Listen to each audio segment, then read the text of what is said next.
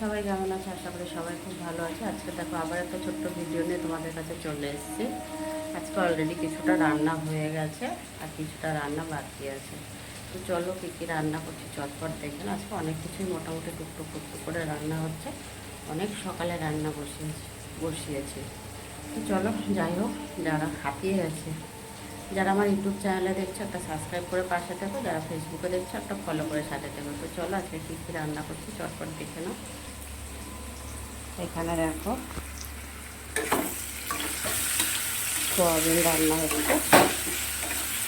আজকে সোয়াবিনে না কোনো রকমের কোনো ফোড়ন টোড়ন কিছু দিইনি। অন্যদিন গোটা গরম মশলা ফোড়নে দিই, আজকে সেটা কিন্তু দিইনি। আজকে পেঁয়াজ আর রসুন, পেঁয়াজটা কুচিয়ে নিয়েছি, রসুনটা একটু হালকা থেতো করে দিয়েছি, অর্ধেক একটা বড় টমেটোর অর্ধেকটা দিয়ে আলুগুলো দিয়ে ভালো করে ভেজে নিয়েছি, সব একসাথেই দিয়ে দিয়েছি।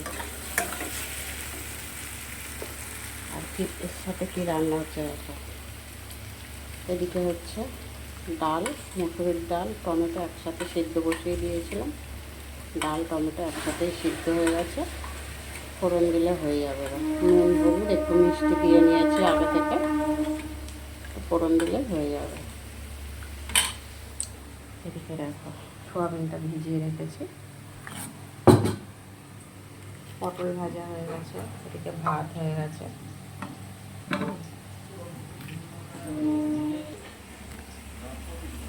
তো চলো এবারে এরপরে ডিম রান্না হবে। ডিমটা সিদ্ধ হয়ে গেছে, ছাড়ানো হচ্ছে। তো ডিমটাও রান্না করবো, আর ডিমটা আজকে প্রেশার কুকারে রান্না করবো। চলো চটপট করে দেখে নেবে কেমন।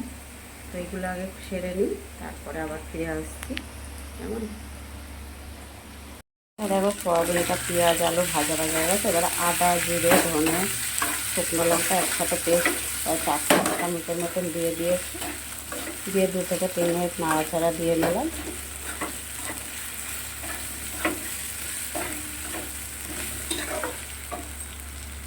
হলুদের গুঁড়ো দেবো,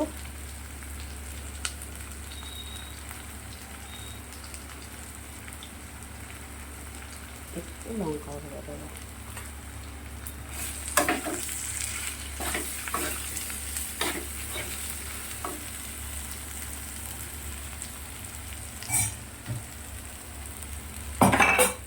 সোয়াবিনগুলো ভিজিয়ে রেখেছিলাম, সেগুলো দিয়ে দেবো।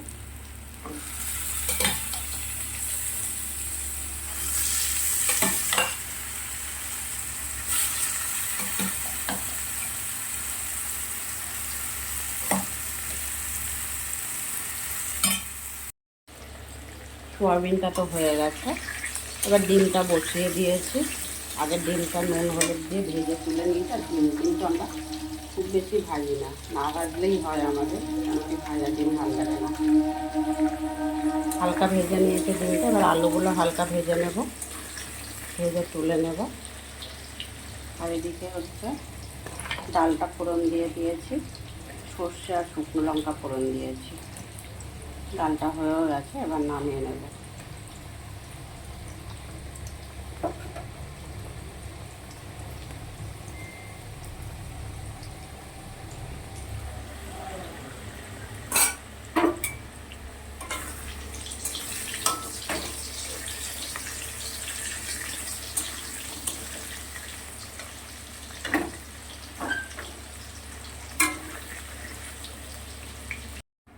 আলুগুলো ভেজে তুলে নিয়েছি লাল লাল করে। দেখো গোটা গরম মশলা ফোড়নে দিলাম, পেঁয়াজ রসুন টমেটো দিয়ে দিলাম,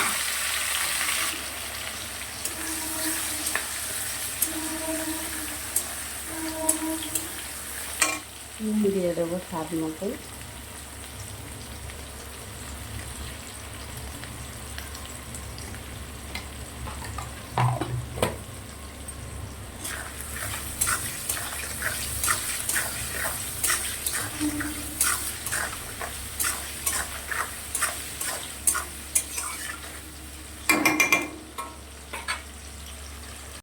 তো দেখো পেঁয়াজ রসুন টমেটো ভালো করে ভাজা হয়ে গেছে। এবারে আদা জিরে ধনে কয়েকটা গোটা শুকনো লঙ্কা একসাথে পেস্ট করে নিয়েছিলাম, 3 চা চামচ দিয়ে দিলাম।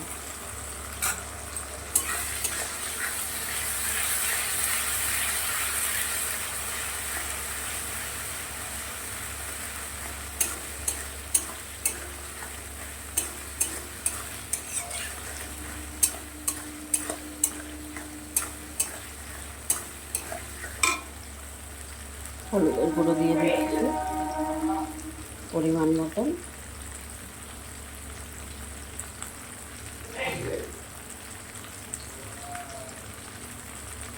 একটু গুঁড়ো লঙ্কাও দিয়ে দেবো।